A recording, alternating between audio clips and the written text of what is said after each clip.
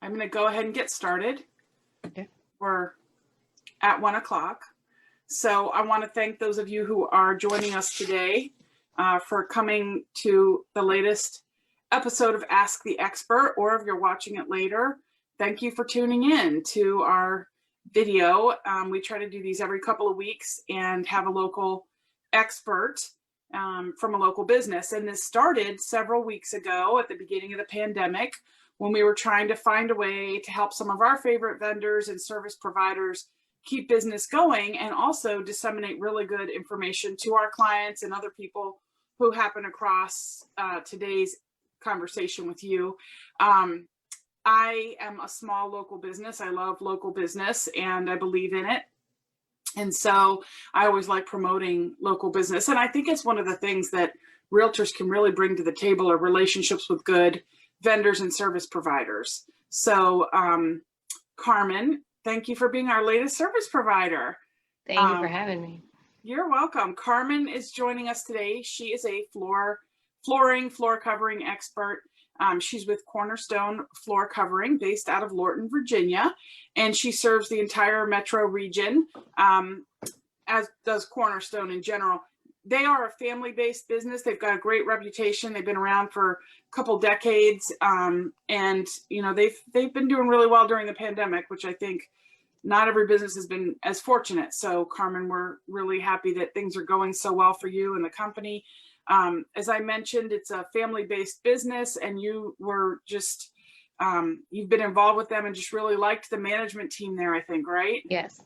Yes. Good. I love the company. I love the owner. I love the culture. Good. See, good people. It's nice to work Yes. there. How I feel about McInerney. Carmen is a native of the Metro DC area. There aren't many. Two of us are here on the screen, and there aren't a whole bunch more as transient as the DC area is.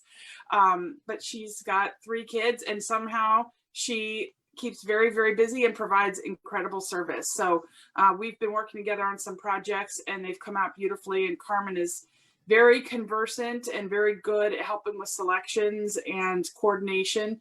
So if you're thinking of a project, I hope that you'll reach out to her. Again, I'm Ann McClure with McInerney Associates. I'm a residential realtor licensed in Maryland and Virginia, and I've got some partners who help me with business across the river in DC, in Washington, DC. So I always like to start, because I am a realtor, with a little bit of a market update, and then we're going to launch into the questions with Carmen. So we continue to just have a rip-roaring week after week, and we were not sure. A lot of the predictions were entering the pandemic that real estate was going to tank, and it's really done anything but. We entered the pandemic with the strongest spring market, I say, because in the real estate world, we start the spring market in January and February, and it was the strongest January and February in a decade. So just to give a little context about where we are now, last week, for the week that ended following the, at the weekend, there was a 24.9% increase in the number of newly ratified contracts compared to the same 7-day period last year. And that's in 6 jurisdictions that we track, which we divide loosely between DC, parts of Northern Virginia, and then suburban Maryland around the city. Homes continue to sell much more quickly than they did last year. They're selling on average in just 21 days. And I'll tell you guys, that's a misnomer, because you really don't have 21 days to decide, because the good homes are going anywhere from 1 to 6 days. That 21 days, by the way, represents a 15-day drop from last year. So they're selling 2 weeks faster. And, this is a time when people are getting their kids back in school, quote unquote. It's a hectic time of year, and we're still seeing that kind of contract activity. So if you have questions about your specific area, your neighborhood, or an area you're interested in, or somebody who does, please pass them along. We're always happy to have a no obligation conversation. So again, Ann McClure with McInerney Associates Realtors, and we're so happy you joined us today. We're going to launch right into the questions. We would ask, if you find this information valuable, that you share it later with a friend or colleague or family member who might be looking at flooring or be interested in learning a little bit more about what we're going to share today. So we will make this available on our Facebook page, and we will, Ann McClure Realtor Facebook page, and we will also have it available on YouTube. And then Carmen's going to have it available as well for people she knows. And if you ever have trouble finding it, just reach out to me or Jennifer, and we will make sure you get the information. And we can also connect you with Carmen. We're going to share her contact info at the end. So thanks again for joining us. Carmen, let's launch right in. I get a lot of questions when I'm showing property. It's really common. We'll be standing on the floor and a client will look down and they'll go, what kind of flooring is this? Which, you know, you might think if that sounds stupid, because certainly you can tell if you're standing on tile or something that resembles wood. But the issue is now the products are so good, you can't tell if you're on laminate or LVT or hardwood or engineered hardwood. And so I wanted to start with termination. Okay. Termination? No, I don't want to start with termination. Allergy. So if you could share with us some of the definitions of these products, Okay. what they are and what they mean and what to look for. Okay, so what's kind of taken over a lot of the market share right now, which I think a lot of people are becoming more familiar with, is your LVT and your LVP. Essentially the same product. It's luxury vinyl, either tile or plank. You know, plank's a little bit more popular. It's 100% vinyl product and it's waterproof. So it's taken kind of over in popularity because people love that it's waterproof, that it can withhold a lot of damage. Before then, there was a lot more laminate that we were seeing if you're talking outside of hardwood floors. Laminate, however, has come a long way and can now also be 100% waterproof. Laminate, unlike vinyl, it's not 100% vinyl. Laminate is made with compressed wood. They both have a printed sheet coating on the top, so it can give you a variety of looks. You can get a stone LVT, you can get a wood LVT. And with laminate, however, if you knock on that, if you step on that, it's going to feel like wood because it is made with compressed wood. However, previously it wasn't waterproof, so people were kind of going towards an LVT. But laminate can be a lot more sturdy and withstand a lot more activity from kids and pets. And if it's waterproof, then you don't have to worry about any of that. You also have your hardwood, which is 100% hardwood. You have engineered wood, which has kind of gained popularity because it's more dimensionally stable. It's made with layers of solid wood. So you were able to get a wider plank. You're able to get that hand scraped look. And you're also able to install it over concrete. Wood has to be nailed down. Engineered wood can be glued down and it can be installed in a click like a floating floor. So it gives you a little bit more options. And then you also have your more sustainable, slightly higher end products like cork and bamboo. Now, why does wood have to be nailed down versus the other ones that can be glued down? Like, what is it about it that makes it different? Wood, you know, moves, it soaks up like heat, moisture, it expands and contracts. So you cannot ever glue down a hardwood. You have to be able to allow it a little bit of breathing room, and that's why it's always nailed down over like a plywood or wood substrate, never installed over concrete. So as you know, as conditions in our homes fluctuate, we open the windows in summer, yes, or got real, you know, a lot of static electricity in our dry homes in the winter. That gives wood the room to breathe because it is an organic material, I guess, right?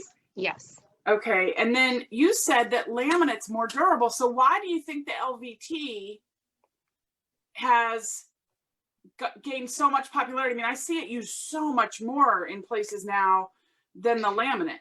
I mean, for a while, laminate wasn't waterproof. And so, you know, if you're talking a mudroom, you're talking a basement that's had water damage in the past, you're going to want to go with an LVT. But there's also a misconception that, you know, LVT is waterproof. And if my basement floods, it's waterproof. But once you have any type of flood, you're going to void your warranty on whatever flooring you have put in. Now, there's a chance if you catch something early on, you can pull up LVT, you can dry it out, you can reinstall it if it's not damaged. So that's awesome if you're going to catch something ahead of time. You wouldn't want a lot of high traffic, you know, with any type of water, like maybe in your kitchen or your mudroom if you don't have a waterproof laminate. But there's very comparable price laminate that is waterproof, and it looks and feels a little bit more like wood. So it kind of depends on the style that you're going for. Okay, and we've got here on our little bulleted slide that Jennifer pulled up, we've also got carpet and tile, and we're going to get into some of that a little bit later in this discussion. But while we're talking about these, you know, laminate hardwood, engineered hardwood, can the engineered hardwood be refinished? Engineered hardwood can typically not be refinished. you get a very, very high-end, expensive engineered wood, there are times where it has a thick enough wear layer that you can slightly sand that top layer off and refinish it. But for the most part, engineered wood cannot be refinished. Okay. Solid Okay. hardwood can be refinished. And I also, and I forgot to show you before you move on, I do have a sample. This is an LVT. This is 100% vinyl. And a lot of LVT comes with an attached backing versus Okay. a laminate where you would put an underlayment down. And then just to kind of show in comparison, I don't know how well you guys can see this, but the laminate, you can see how much thicker it is and how it's composed of that wood in between. So, you know, face down might not be as noticeable, but if you're talking about walking and feeling, a laminate's going to feel much more like a wood floor if you're going for that wood look in an LVT. It's going to be much more noticeable in a laminate. Interesting. Much thicker, much more durable. Yes. That was good. Thanks for holding that up because, yeah, I think a lot of times we talk about these things, but people don't really know what the differences are. And that's a pretty big difference right there. Yes. You know, when we hear about hardwood, sometimes we're out on the road and we'll see, you know, this like perfectly formed, we don't see it as much anymore, the Brazilian cherry, or we'll see cork or bamboo. Yes. Are those types of hardwood also? They are cork and bamboo. They're very sustainable. Cork is very sustainable. You know, they have some pros and cons. The pros to cork flooring is it's very soft. It's very cushioned to walk on. It's a great insulator. It doesn't retain the heat or cold. So it's actually a very good insulator for your floors. Cork can be refinished. You can refinish very slightly on the top and clean it up. It lasts a very long time. Cork is hypoallergenic. It's microbacterial, microbial. So that's an awesome feature, especially right now of cork. The cons to cork is that it can be damaged. It's a very soft, obviously cushioned floor, but it's more easily damaged from furniture, from pets and things like that. So it's not as durable of a hardwood surface. Can you pull up pieces of cork and patch it like you would with carpet or something, or? It would be harder to do that with cork. You would have to really make sure you didn't damage it pulling it up, and that would probably be hard to do, to pull that up and reinstall it. And what about bamboo? Bamboo is interesting. It can be very expensive, but also if you know, one were to go online and look right now, you can find bamboo for pretty inexpensive. But the problem is, if you're looking at a lower end bamboo versus a higher end, basically they're cutting down that bamboo prematurely. It hasn't had time to mature, and it's going to hold in a lot more moisture. And so that can be an issue with expanding and contracting once you install that in your house. And also, if you allow bamboo to mature for longer, that moisture evaporates and the bamboo gets much harder. So a more expensive bamboo is going to be much more durable for your house, and it's really worth spending the more money on. That's the only reason why people are finding bamboo for cheaper. And also, bamboo really only comes pre-finished. You know, we can't sand and stain that, so you're going to have a limited color options on that bamboo. So when you install bamboo, even though it's a great product, it's not like oak floors that you can refinish. It's going to be more like if you installed it. It's pre-finished. Yeah. You just replace it. Yes, it's pre-finished. It already comes within like the certain tonal colors that they offer it in. Is it real durable? Yeah, it's pretty durable. And it's very eco-friendly. You just want to make sure if you get a really cheap bamboo, it's not going to be as durable. There's different types of bamboo. There's horizontal and vertical bamboo where they place the lines together. They basically cut open the bamboo and stagger it like this for horizontal or vertical. And then there's bamboo that's actually, they call it like a woven bamboo. And that bamboo is much higher end, and they basically take all the bamboo, they don't cut it open, they compress it together. So that type of bamboo is way more durable, and that's why you kind of get what you pay for, and you don't want to just pick a really cheap bamboo. That's really good to know. I love this graphic because we show the bamboo as it's growing, and then you can see in that middle picture, you can see those little joints you have on bamboo, like what, 10 to 12 inches or whatever. Yes. I've always thought it was really pretty flooring. Yes. And then on the top, that's the cork. So that's a cork tree. And I guess reason it's sustainable? They just peel off the bark and then punch? Yeah, you actually punch cork out of a tree. So you leave the tree, you don't damage the tree. There's a process of like punching the cork out, and every 7 years you can redo that. So it's a completely renewable resource. That's so awesome. Yes, cork is a really great product. Well, that was a really good, like, thank you for all the terminology there. I was just wondering, while we're thinking about hardwood floors, and this question I get from my clients, which is funny because we don't necessarily know how many times a floor has been refinished, Right. but how many times typically can a hardwood floor be refinished? Typically anywhere from 2 to 3 times. 2 to 3 times. Okay. Yeah. It's based basically off of two, it's hard to give an exact number depending on how far down it was sanded. Some floors are sanded very lightly and refinished. Some are sanded deeper in order to get rid of like deep scratches or discrepancies in the wood from a previous owner or something that's happened to your floor, and you sand it pretty far down to make it brand new again. That would limit the amount of time that you would be able to sand and refinish that floor. Okay. I know they hold up real well. If you were to, want to follow some of the trends and go, the real dark stain, like was real popular a few years ago, and then later you thought, what was I doing? Now I want to go light. Can you go backwards on? Yes, you can sand that top layer off. Even if it's dark, you can sand off your railings on your stairs, your banisters. You can sand that all down and go light again. You just brought up a really good point, because I always forget that when you're doing your floors, that's when you want to do your railings and banisters. Yes. And it's really flooring companies that do it, right? Yes. Because they're trying to make it match. Yes. So often when we sand and refinish a floor, we sand and refinish, the base plate and the railings to match that new floor, because it's typically too dark or too light if it was going with your previous flooring style. Yeah, I'm glad you brought that up, because it's a good point. So I always prepare some questions ahead of time, and then here's another one I get. I remember, I have a vivid memory of going into a property when we were doing a final walkthrough inspection right before settlement, and the cleaning crew was still there, and they had used a whole bunch of water on the hardwoods. And my client, who used Bona, which I guess a good product, turned to his wife. He said, when we own this house, we're not putting water on the floors. And so I think he was sort of shocked by the amount of water being used. Yes. But what are your thoughts on, proper cleaning of the hardwoods, and is water a do or a don't? I don't believe that there's anything wrong with water. It's really the process and the method and how you do it. You can't soak your floors in water, and you can't leave standing water on your wood floors. So if you want to steam mop, or you want to, clean the floors with warm water, a lot of people want to go super natural and use vinegar, and that's like absolutely fine. And that's a great way to clean them. But you really want to damp mop it and dry it off. You just don't want to leave. And also, a lot of manufacturers recommend different products. So depending on the type of floor you get, you can reach out to the manufacturer and see, what flooring they recommend, what product they recommend for that flooring.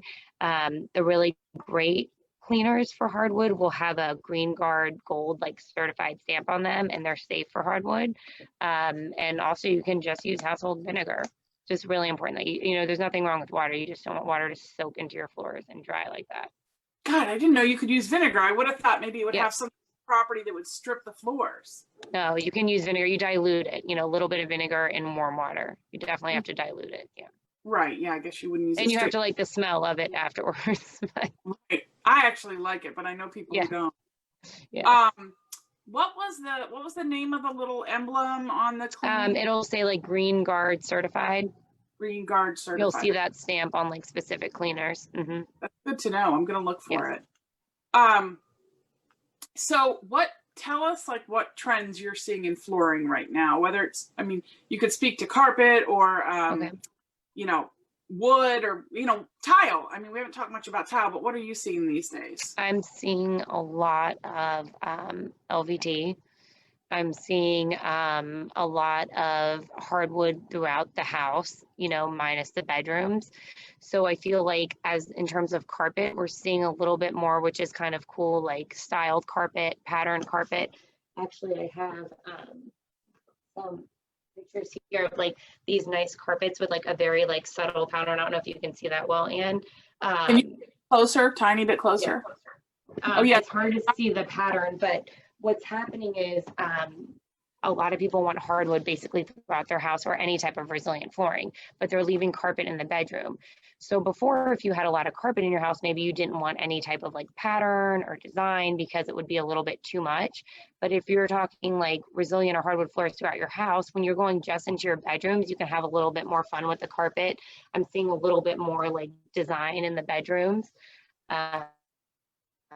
Versus just your plain ordinary like neutral cut pile carpet.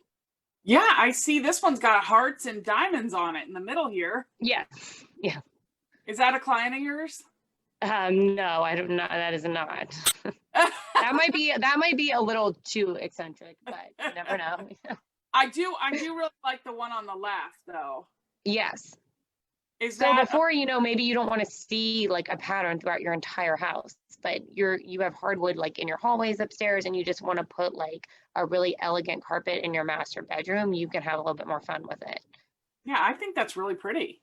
Yes, we're definitely still seeing, the cut pile, but it's a lot. There's a lot of different options with cut pile. You don't have to have this thick, like plush carpet. You can have like a very low pile design that looks really nice. I think really clean and really nice. You used the terminology a couple of minutes ago, resilient flooring. Is that what we call the laminates? Anything other than carpet and hardwood, like an LVT, a laminate, a sheet vinyl. Okay. Yeah, I like that. I think that pattern, like you said, it's very elegant looking. Yes.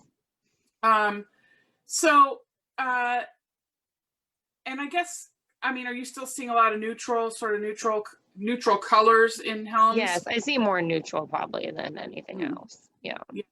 I know I see, if I don't see neutral, I see like navy blue. Yeah, like blue's always popular. Blue or gray, yeah. I that in kitchen cabinets, like center islands and sometimes yes. So also I'm wondering like what, like, you've got picture now people are home so much, but picture like high traffic areas, a couple of dogs, a family maybe with 3 active boys, mom. Do you know someone like that? Yeah. A mom who has a passion for high heels, the little points on them. Yes. So like what would a really good practical but good looking choice be?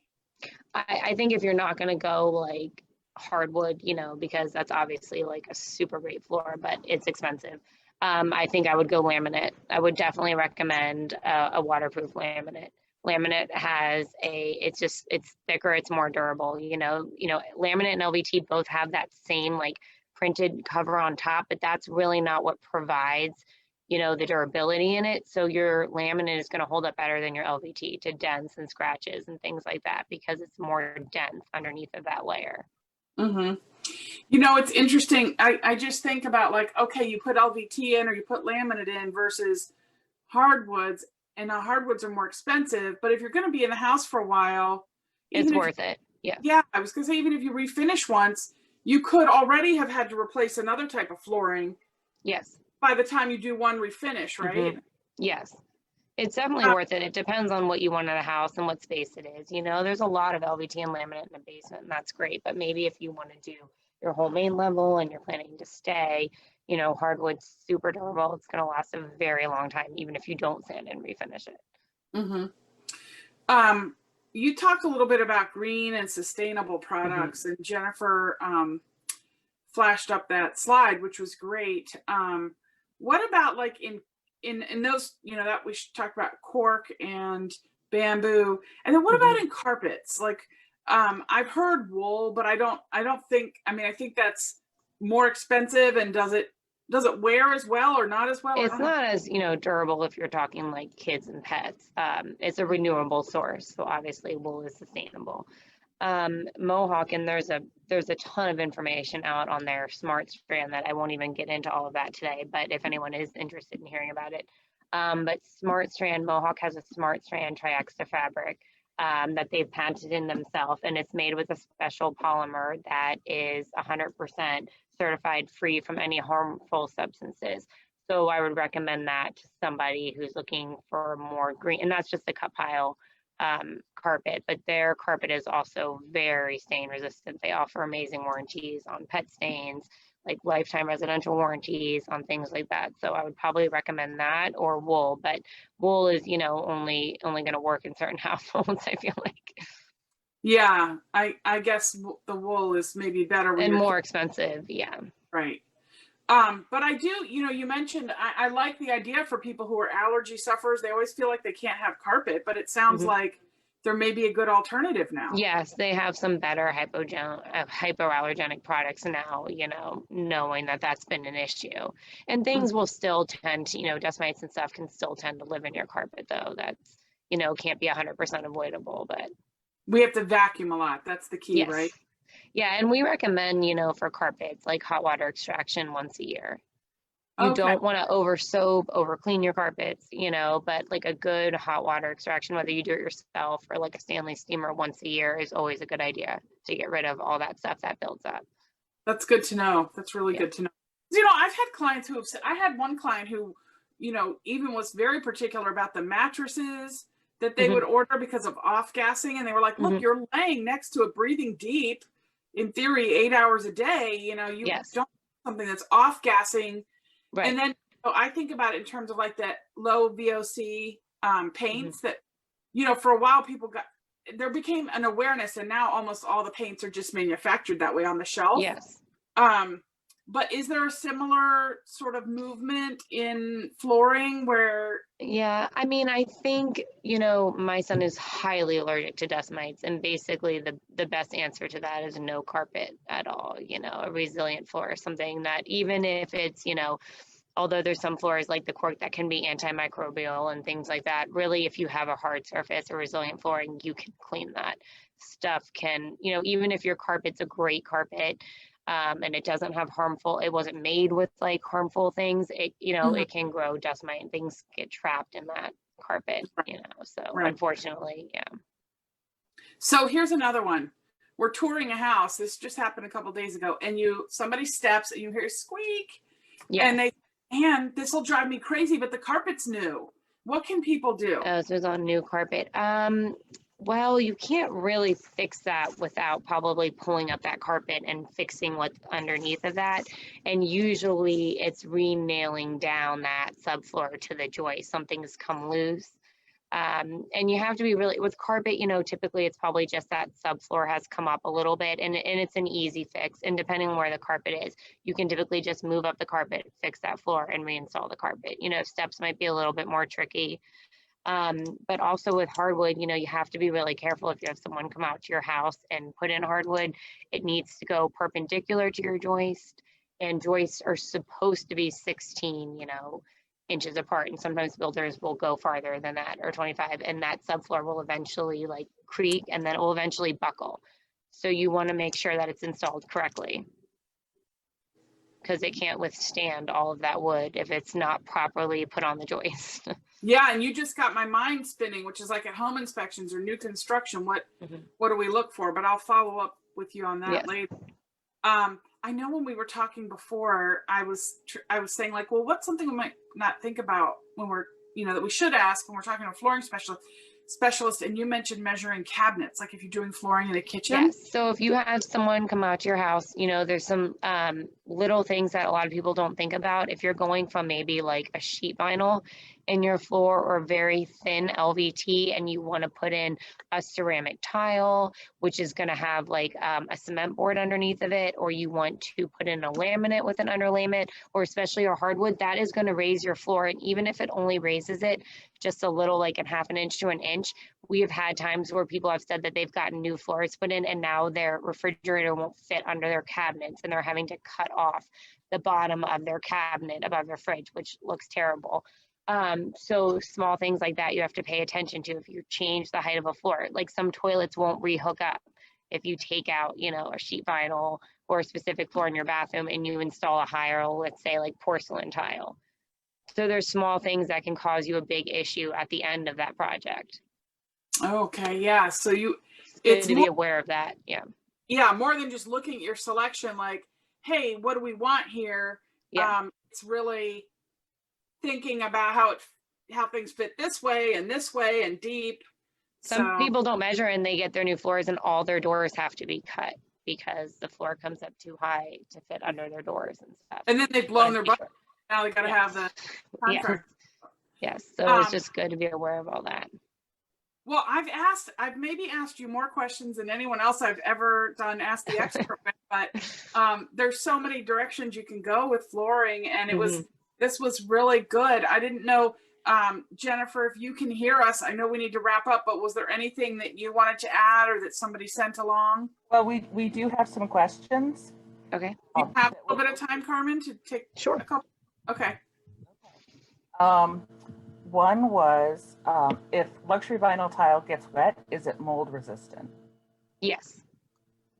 I've heard people tell me that LVT can be installed inside of a pool. I don't know if I buy that and I haven't seen it. But yes, LVT, it's 100% waterproof. So you can pull that up and let it dry out and reinstall it if it can be reinstalled.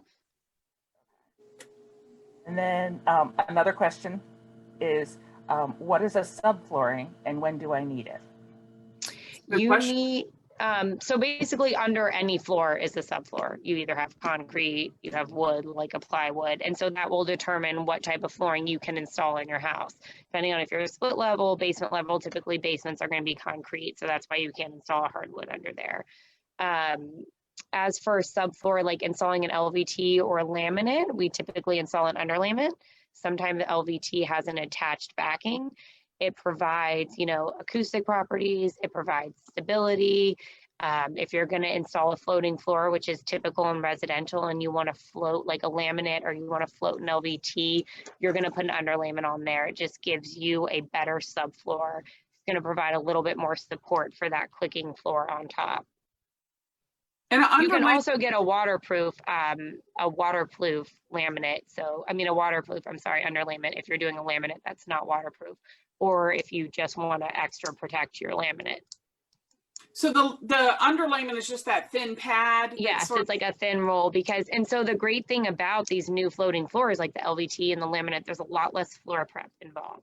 Your floor does not have to be perfect because you're going to install a clicking floor. So even if you have plywood, if you want to glue something down on that, there's gaps in your plywood and stuff. So that causes an issue. You really need a completely smooth subfloor before you install any type of floating floor, any type of glue down floor. So if you have a floating LVT or floating laminate and you put that underlayment on, it's a very quick and easy install. Those floors are, you save a lot of money when you install a floating floor. That's good to know. Yeah. There's no adhesive. Yeah, there's much less floor prep. Okay. Jennifer, did we hit on the we have one more question, and I think everybody would like to know this. What color is the best to hide dust or dog hair? Well, I guess if you're talking like carpet, you're talking like not a white, like a tan or gray, super popular. I will say for any type of hardwood or engineered floor, and I've had this in my own house, I had the same color wood floors, an engineered floor that had a very like glossy, like satin finish on top, and you can do this with hardwoods. It showed every piece of dust and dirt when the sun was shining. I had the same dark hand scraped engineered floors in another house, and we put a very matte finish on. It hides a lot more. So some of it is just the stain or the finish that you put on top of your floor can really help hide that. But the darker the floor, the more it's going to show. That's good to know. Yeah, I thought you were going to ask what color their dog was. It also depends what color dog hair you have, what color carpet you should get. Yeah. There you go. So everybody watching, this is Carmen's contact information. She's fantastic. If you're watching from Maryland or DC, just know that she can come visit you too. I endorse her. She's done a great job with my clients and they seem very pleased with her. And I am so pleased, Carmen, that you joined us today. Thank you so much. Thank you for asking me, Ann. Of course. Did you have anything you wanted to add? I don't think so. I think I covered it all. Okay. Well, I thought it was really informative, and we covered a lot of ground. We covered a lot of ground in a little bit of time. So, Carmen, thanks again. And to those of you watching, again, we will make this available on YouTube and on Facebook. And we hope you will share this with other people you know who might benefit from the information. I hope you'll join us again in 2 weeks for another Ask the Expert when we have another local expert online. And as usual, don't keep me a secret either. If you know somebody who wants to talk real estate, buying or selling, we're in this extreme inventory shortage and we're always looking for good opportunities, and I'm happy to consult with anybody you have. And if you need help or someone you know needs help somewhere else in the country, let me know and I can always help them too, help them find somebody good. Yes, I will say that Anne is amazing, such a genuine, nice person, and I've worked with a lot of realtors, so you are a very amazing person. Thanks, Carmen. That's so nice. I work with a lot of realtors too, so I do. You understand that, yeah. And you, as I already said, you really shine in your industry. So thank you guys for joining us today. Jennifer, thank you as always for pulling the levers behind the scenes like the Wizard of Oz, and we'll catch you next time. Thanks.